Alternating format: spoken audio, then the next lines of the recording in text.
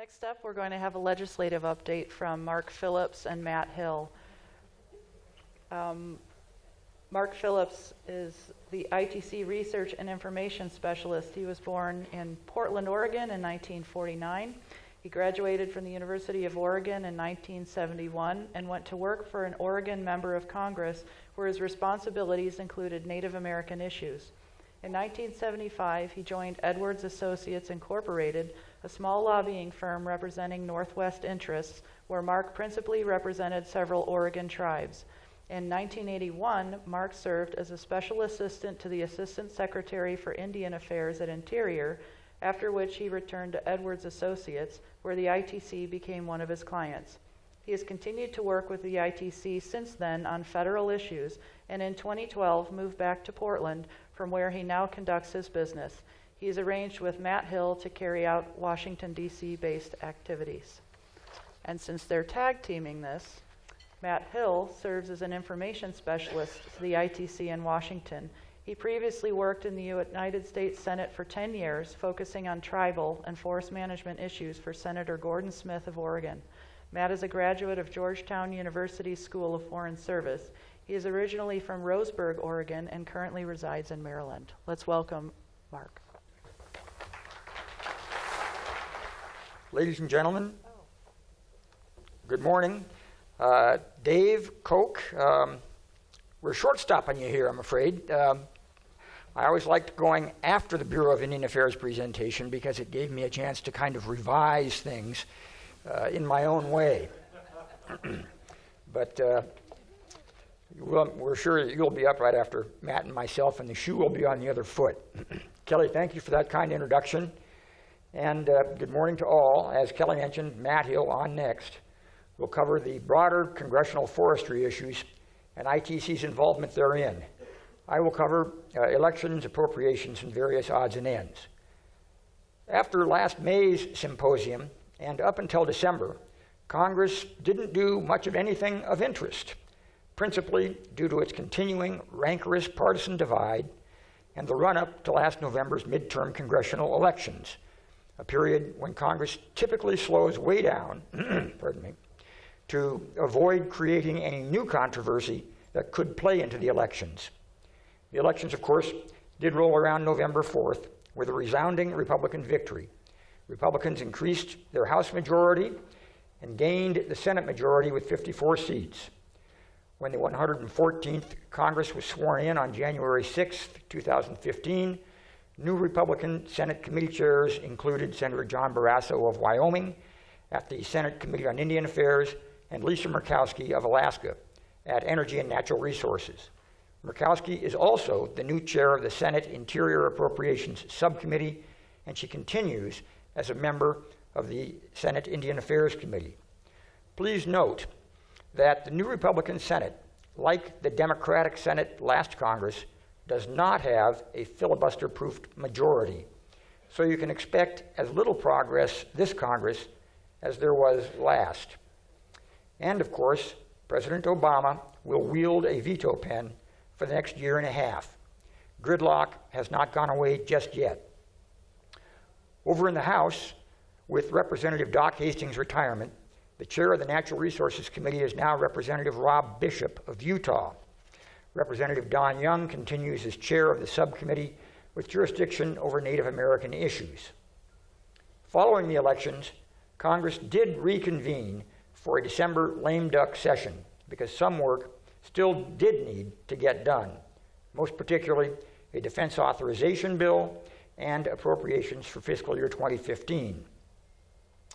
Because the large 2015 defense authorization bill was a principal moving vehicle in the lame duck session, a lot of unrelated issues were attached to it, including tribal matters such as settlement of Sea-Alaska land issues and land conveyances for the Timucua tribe, the Northern Cheyenne, and the Ho-Chunk Nation.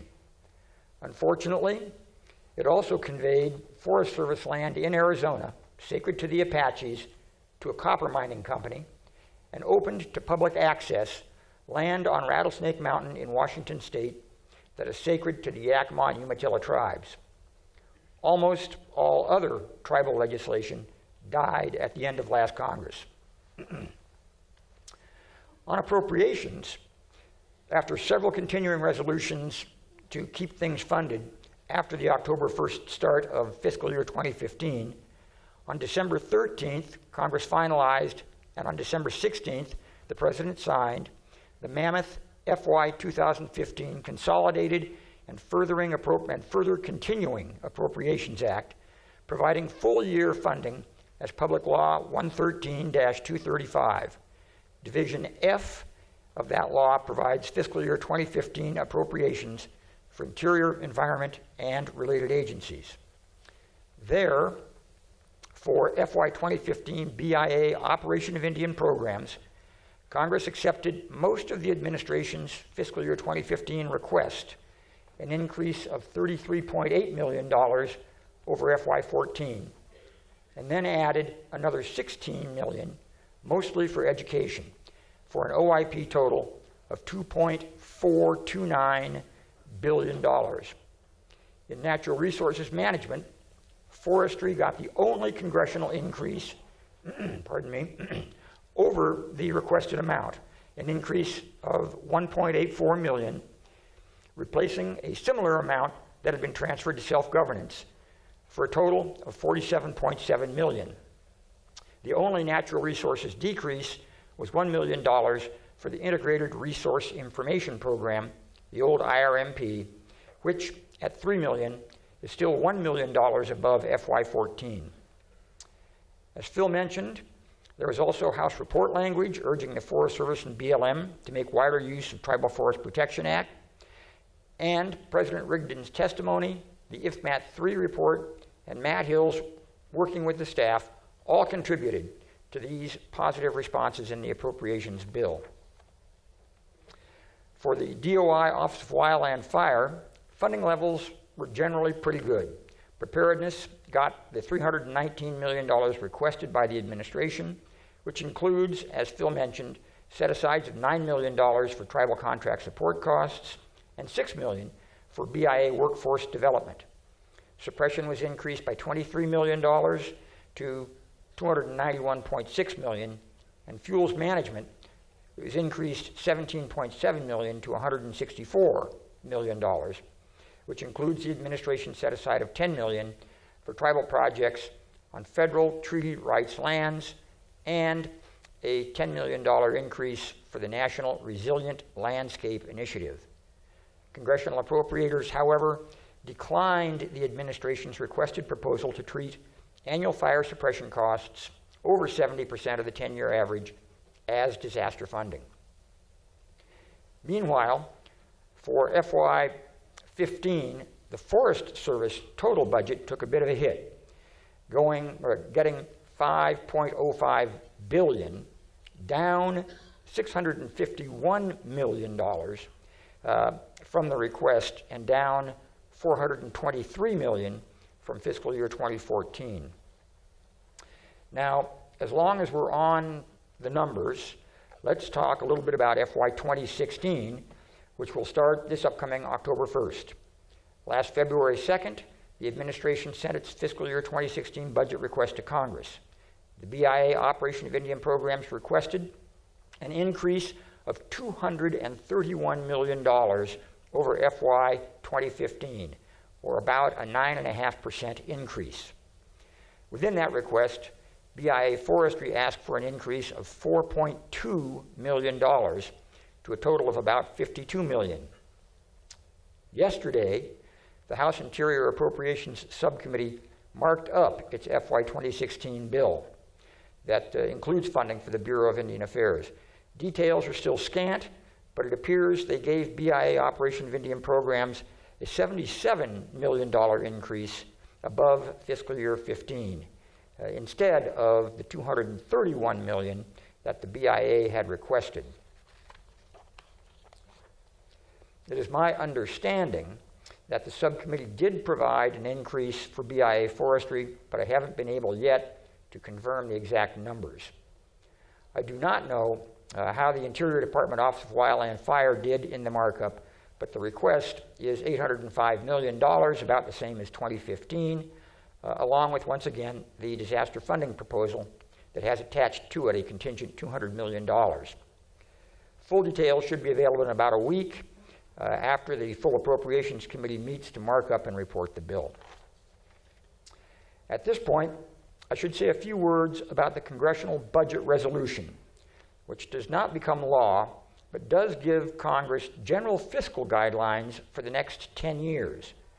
Last month, the Republican Congress completed the budget resolution for the 10 years starting in fiscal year 2016, the first such budget resolution to be completed in many years. As part of the process, the Senate adopted a budget amendment to accommodate the costs of potentially transferring federal land to the states. In the House, the Natural Resources Committee made a similar request to the Budget Committee, but that was not taken up. While these points are mainly rhetorical and posturing because they're in a non-binding budget resolution, they do indicate some of the thinking of the current Congress. Also, finalization of the budget resolution clears the way for so-called reconciliation legislation, which is intended to conform existing law with the fiscal limits set in the budget resolution. This is regular legislation which can become law, but this year, because it is expected to attempt to repeal Obamacare, it will get vetoed. But even so, the typically massive bill is a magnet for all sorts of provisions, and those will bear close watching. The idea of federal land transfers and other defederalization moves is a rising topic of conversation in Congress, as members on both sides of the aisle are frustrated with hamstrung federal land management practices, and tribes are not being left out of the mix.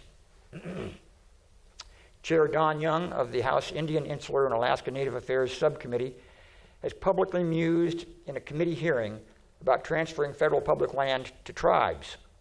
And, as Phil mentioned, and as Matt will further discuss, legislation has just been introduced, H.R. 2647, by Representative Westerman of Arkansas, that would allow tribes to manage federal public forests. Chairman Young, meanwhile, vexed by the BIA's inability to promptly process tribal oil and gas permits and leases, has reintroduced his American Indian Empowerment Act, a bill, H.R. 328, to give tribes the option of a sort of trust light, retaining restrictions against alienation and taxation on trust lands, but otherwise freeing those trust lands from federal management oversight. Another defederalization example is Representative Mike Simpson's reintroduction of his Indian Trust Asset Reform Act, H.R. 812, which, while including statements reaffirming the trust, would set up a pilot program for tribes to negotiate with the Interior Secretary to take over management control and responsibilities of trust assets. The flip side would likely be some reduction of federal trust liability. This is not without controversy, but in an April 14th House hearing, the Colvilles, fed up with federal impediments to the utilization of their timber resource, and Ernie Stensgar for Coeur d'Alene and the affiliated tribes of Northwest Indians, testified in favor of the legislation. The Interior Department testified against it, and also testified against Don Young's Trust Light bill. So there is ferment in the air, and while these things are not likely to see much movement in the near term, given a gridlocked Senate and a Democratic administration, ponder for a moment what the possibilities might be, good or bad, should the country get a Republican trifecta in a year and a half. In wrapping up, I want to note that the Indian Energy Act, with its mandatory biomass demonstration program for tribes on federal public land, has been reintroduced in both chambers and reported in the Senate. Difficulties remain, but hope springs eternal, and thanks goes out again to the Colvilles for their persistence in this legislation. Also, everybody seems to agree with the idea that wildfire suppression costs over 70% of the 10-year average should be funded from federal disaster accounts. But the legislation has been getting hung up in budget accounting issues. Perhaps this year, however, that can get resolved. With that, thank you for your time and attention.